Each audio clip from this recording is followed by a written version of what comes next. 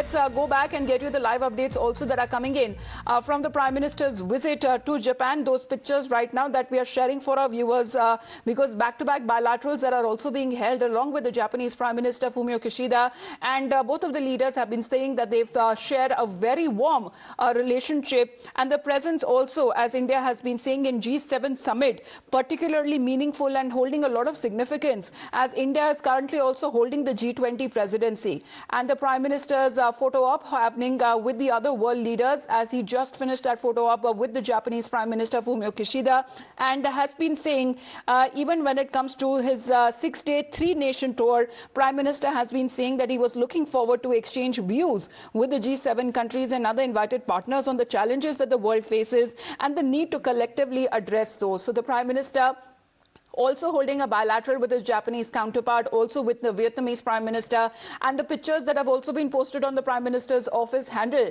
as far as his meeting with the South Korean president is also concerned, as he said that he was looking forward for a healthy exchange of views on diverse global subjects. Rishabh, coming back to you on that, those latest pictures that are coming in from Japan as the photo op is taking place, but several bilaterals are also in the offing that will be taking place later in the day.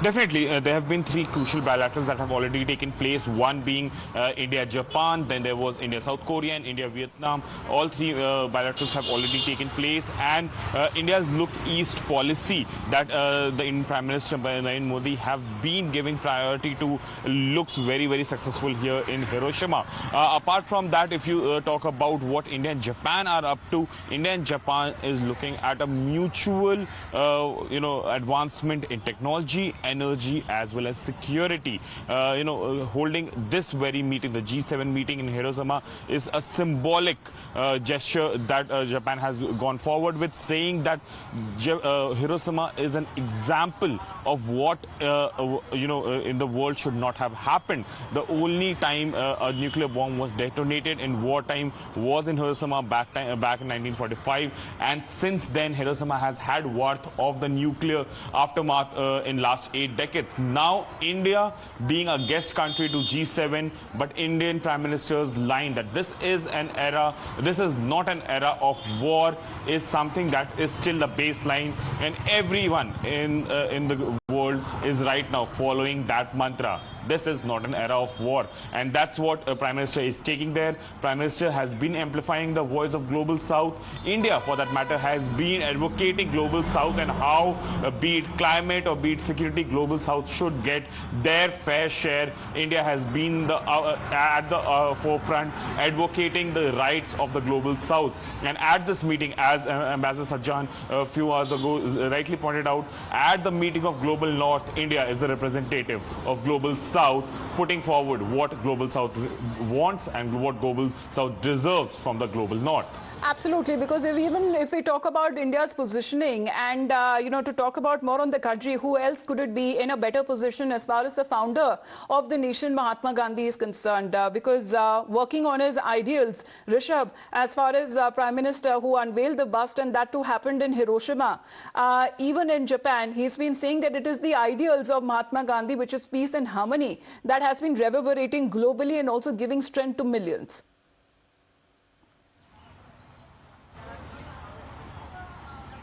Well, definitely. If you see, India is very strategically important for West as well as Russia. We have seen in the last 15 months that how West has been trying to convince India to be in their part and condemn Russia's action in Ukraine, while Russia has been trying to convince India to justify what Russia has done in Ukraine. India has maintained a very neutral path in the last 15 months, and that's the reason that now everyone is looking at India to be the truce breaker in Rishabh, in Russia. Interrupting you, Mr. Malhotra is back with us. Sorry, sir, we were just getting those live pictures, so need your point and perspective on those live pictures that are coming in as the Prime Minister is also heading for the G7 summit, sir. Because do you believe in Japan, this place, Hiroshima, also holds a lot of significance, because nearly 8 decades later, the city has been welcoming world leaders to discuss the path forward for international trade and security? Yes, indeed. We all know that Hiroshima, even though it's such a small territory by itself, but it has got a very historic significance and a symbolic significance.